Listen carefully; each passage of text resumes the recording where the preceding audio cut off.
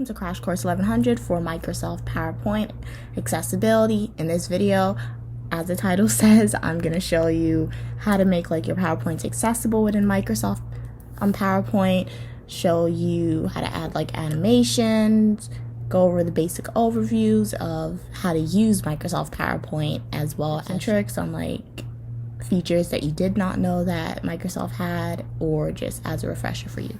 So to start off, I would like to say that do not steal my work. You can see all my work here, clear as day. So I know people take screenshots. If you do that and try to submit it as your own, you will get flagged for plagiarism. So do not do that. So let's get right into the video. So why did I choose this red color? I chose this red color because I like red. The red against the white, it's very abstract. It pops out, so it's easy for somebody with a visual impairment to see. And I think it's just easier on the eyes. But let's say you didn't like this red color. We could have gone with blue, green, orange, and if you don't like any of these colors, you can also choose your own color. A little pinkish purple here. You could also choose a different design. And all this is within the design icon, but personally I prefer the red, so I'm going to go with the red. Another very important thing when you're making your PowerPoints accessible is to use as little words as possible, especially in PowerPoint in general. That's a basic rule for PowerPoint, the less words the better.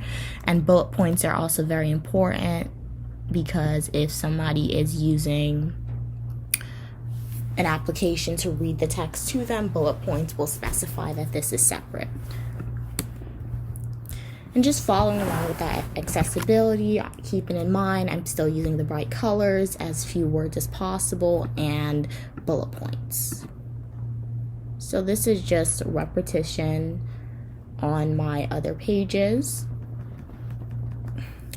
So moving on, say we wanted to insert a picture within Microsoft PowerPoint, within our PowerPoint. There's two ways we could insert that picture. We could drag and drop a photo from our photos, or we can search the internet for some pictures, online pictures.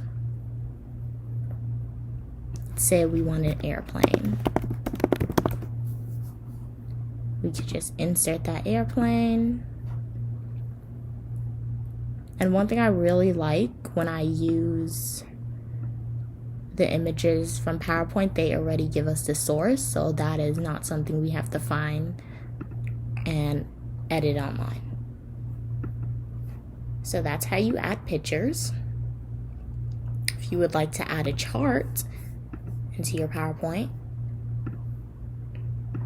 you'll just go to the charts icon and choose your specific chart that you'd like. Same thing applies for text box, as well as word art. If we would make a unique title here.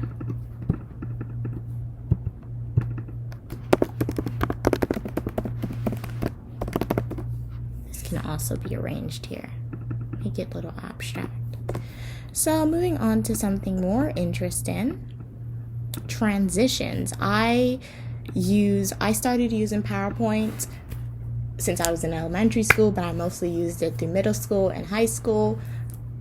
And I think hard work, yes, my hard work did pay off when I got those A's on those PowerPoints, but I think my animations really was a shocker to my teachers then, and they just liked it. It makes your work more fun. So there's different ones we can use. We can use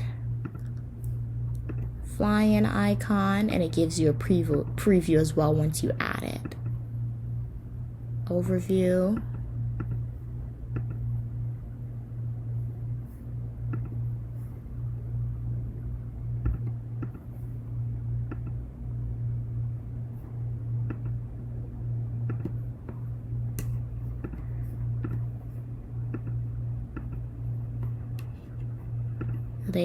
You can choose from. There's a vast majority available here, so you can choose a wide array.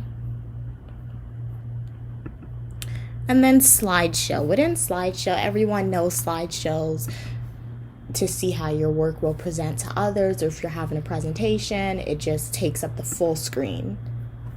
So this is an example of how slideshows happen in here, and you're seeing those animations that I added in.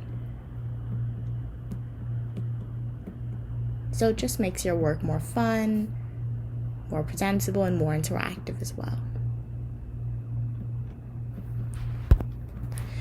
But something that's really cool that I learned recently within Microsoft PowerPoint, you can record, have a presenter view. And when you have this presenter view, you can actually make a recording of yourself speaking or an audio recording and embed it within your PowerPoint. And I'll show you how to do that right now.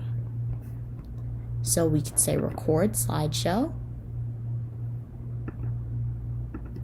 And if we would like to be in the video to record the slideshow, you just put the icon on.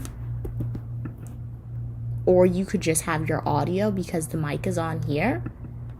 So I think this feature is really cool, and if you're doing an online presentation or if you get sick and you just want to like pre-record information, this is an icon that's really useful and really cool that could be used as well. There's also a marker icon, so if you're tutoring someone, if even you're a teacher, you can also write on this. Erase the writing.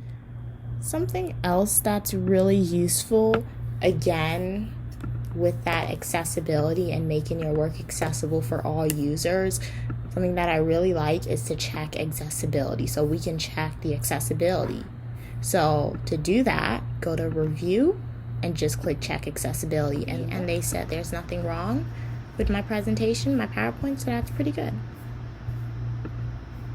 And then another tip, so if you're making a PowerPoint accessible, it's most likely because, as I said, they just want it to be more accessible and visually appealing to everyone, to all learners, as well specifically for people with visual impairments and hearing disabilities. So people with impairment, they will most likely use a screen reader, and a screen reader, it has to know which order to read the information.